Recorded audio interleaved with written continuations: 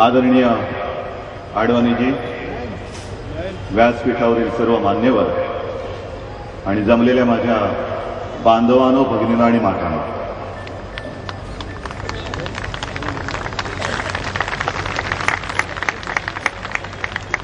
बांद्र्याहून निघालो आणि बोरिवलीला पोहोचलो. किती वेळ झाला मला माहिती नाही,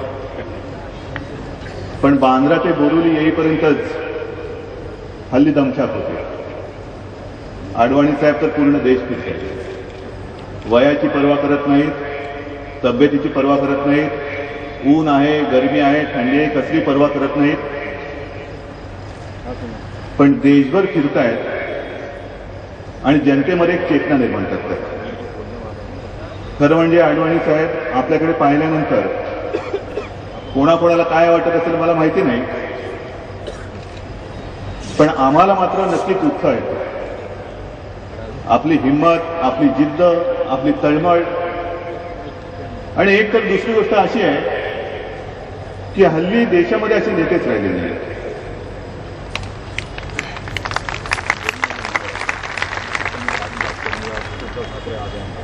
काही उंटावरती बसलेल्या शहाण्याने टीका केली की ही यात्रा कसली आहे, काय होणार आहे, काय होईल ते आता कळेल ना, थोड्या दिवसात कळेल.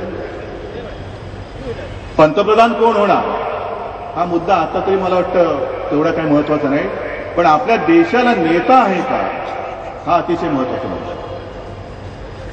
अटलजी हल्ली सभा घेत नाहीत, पण एक माननीय शिवसेना प्रमुख आणि आडवाणी साहेब देशाला दिशा देणारे आणि नेतृत्व देणारे ही आता तरी दोनच व्यक्ती आहेत. आणि जे टीका करतायत त्यांना मला विचारायचं आहे,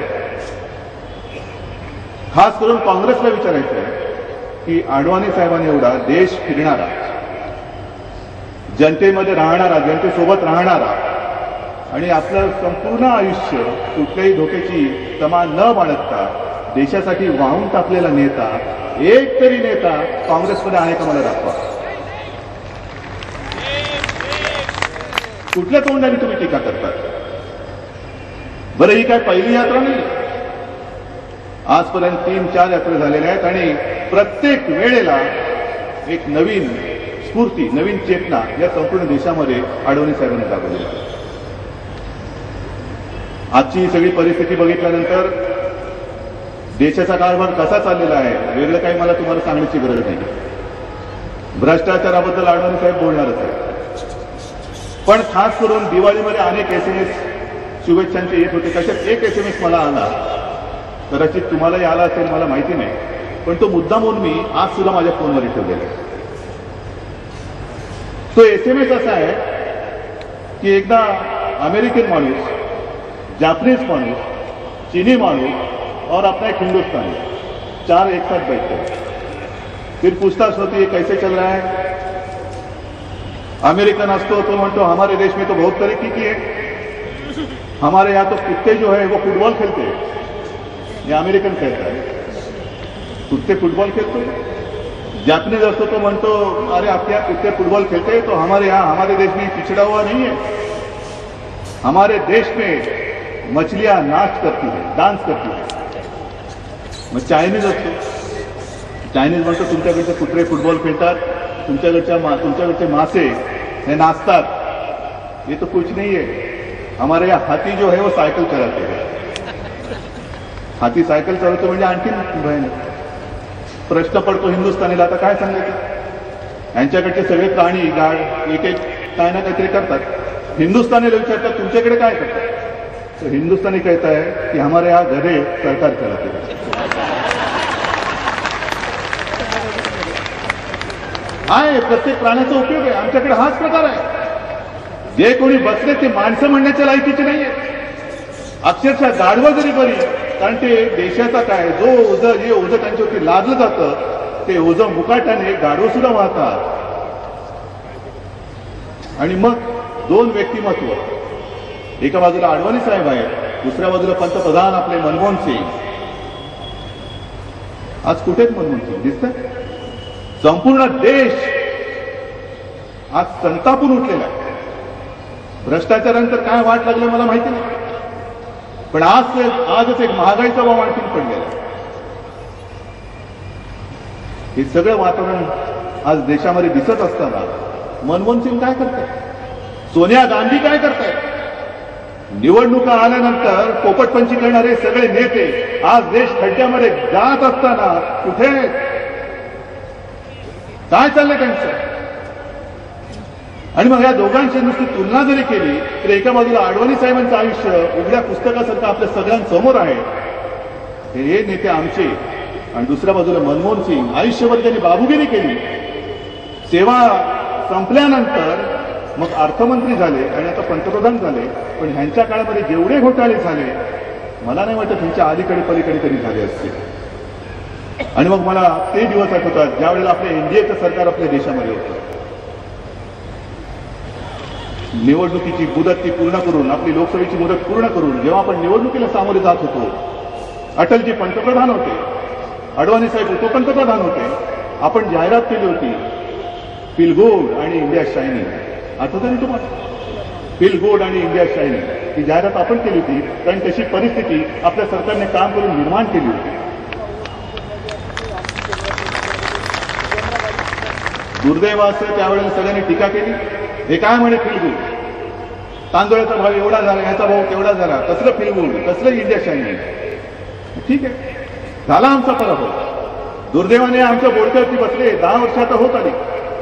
पण तेव्हाचं आमचं सरकार, तेव्हाची आपल्या देशाची जी काही एक प्रतिमा होती ती प्रतिमा आणि आत्ताची या नालायकांच्या सरकारच्या काळातली प्रतिमा हिची तुलना केल्यानंतर जर तेव्हा फील गुड नव्हतं, इंडिया शायनिंग नव्हतं, तर आत्ताचं काय आहे. आता संपूर्ण जगामध्ये आपल्या देशाची प्रतिमा एक भ्रष्टाचारांचा देश अशी प्रतिमा झालेली आहे. त्यावेळेला परदेशी गुंतवणूकदार आपल्या देशामध्ये यायला उत्सुक होते, अनेक उद्योगपती उद्योगधंदे आपल्या देशामध्ये यायला उत्सुक होते. आज मला नाही वाटत कोणी आपल्या देशामध्ये यायला फारसं उत्सुक असेल. उलट देशातले गुंतवणूकदार, देशातले जे उद्योगपती आहेत ते देश सोडून जायला मिळेल की काय अशा चिंतेमध्ये, अशा विचाराने. आणि आजच नेमकं एक यादी मी वाचली, फोर्ब्स नावाची एक संस्था आहे कुठेतरी, मला माहित नाही कुठे असते, त्या संस्थेने जगातले सर्वात सामर्थ्यवान नेते यांची यादी केली, त्याच्यात ओबामा वगैरे सगळे. पण मला जे आश्चर्य वाटलं त्याच्यात सोनिया गांधी नंबर 11 आणि मनमोहन सिंग 19 नंबर. सामर्थ्यवान, शक्तिशाली. ही जर का शक्तिशाली माणसं असतील, ही जर का सामर्थ्यवान माणसं जगातली असतील, तर मला असं वाटतं जगबुडी जवळ आलेली आहे. कसलं सामर्थ्य, कसली शक्ती. एका बाजूला महागाई वाढते आहे, दुसऱ्या बाजूला भ्रष्टाचार वाढतो आहे. त्याचबरोबर आणखीन एक बातमी आलेली आहे की गेल्या काही वर्षामध्ये आपल्या देशामध्ये 2.5 लाख शेतकऱ्यांनी आत्महत्या केलेली. 2.5 लाख. जगाच्या इतिहासामध्ये देशाच्या स्वातंत्र्य संग्रामासाठी सुद्धा एवढं तरी मोठी प्राणाहुती झाली नसेल तेवढ्या आत्महत्या आपल्या देशात स्वातंत्र्याच्या काळात झालेल्या आहेत, स्वातंत्र्य मिळाल्यानंतर झालेल्या आहेत. ही लाजिरवाणी गोष्ट नाही. मग काय यांची शक्ती चाटायची, काय यांचं सामर्थ्य चाटायचं. जे सामर्थ्य महागाई रोखू शकत नाही, जे सामर्थ्य भ्रष्टाचार मिटवू शकत नाही, जे सामर्थ्य, जी शक्ती जर शेतकऱ्यांच्या आत्महत्या थांबवू शकत नसतील तर अशी शक्तिवान माणसं देशात नसलेली बरी, कारण त्यांच्यापेक्षा जास्त शक्तिशाली माझा सामान्य माणूस आहे. माझा सामान्य माणूस जास्त शक्तिशाली. पण एक कोणतरी शोध लावतंय आणि आपला कारभार चालू. मुळामध्ये ही जनचेतना यात्रा आहे. गोपीनाथजींनी घोषणा केली, अडवाणी जी आप आगे बढ़ो, आप संघर्ष करो, हम तुम्हारे साथ हैं.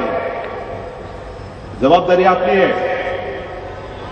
जगायचं कसं हे आपण ठरवलं पाहिजे. कारण मला आजही आठवतंय जनता पक्षाच्या काळामध्ये पु ल देशपांडेंनी जी भाषणं केली होती त्याच्यामध्ये त्यांनी जी घटना सांगितली होती, एक जातक कथा सांगितली होती, ती कथा, ती परिस्थिती आज सुद्धा जशीच्या तशी आजच्या परिस्थितीला तशीच लागू पडते.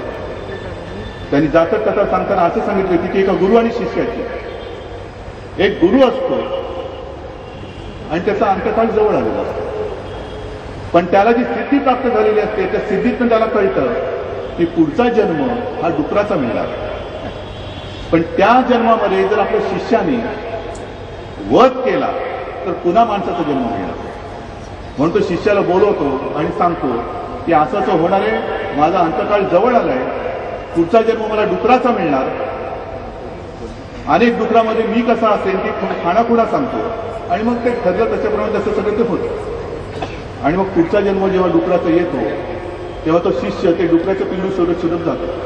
जेव्हा ते पिल्लू मिळतं त्याला आणि तो त्याचा वध करणार तेव्हा तो चिखलात लोळणारा जो गुरु असतो तो सांगतो, अरे शिष्या मला मारू नकोस, पण याही जन्मात माझं बरं चाललेलं आहे. हे तसंच चाललेलं. नुसतं एखादा प्रसंग घडल्यानंतर आपण संतापून उठतो आणि त्याच्यानंतर सगळं चिडीच्या झोपून जातो, हे नाही चालणार. या जनचेतना यात्रेतून जर काही चेतना निर्माण होणार असेल तर ह्या सगळा हा जो काही खटाटोपाणी मेहनत करतात आडवणी साहेब, त्याचं ते साथ होतं. आणि म्हणून मला असं वाटतं की नुसत्या घोषणा करून चालणार. जोपर्यंत काँग्रेसला आपण गाडत नाही, जोपर्यंत नालायक सरकार आपण खाली खेचत नाही, तोपर्यंत संघर्ष यात्रा नुसती इथून आली आणि गेली हे एवढ्यापुरती यात्रा चालणार नाही. आपलं सरकार, आपला भगवा, आता निळा झेंडा सुद्धा आपल्या सोबत आलेला आहे. भगवा आणि निळा हा देशाच्या संसदेवरती आपल्याला फडकवाच लागेल, तर आणि तरच ह्या सगळ्या गोष्टी आपल्याला या आपण विचार करतो त्याच्यावर.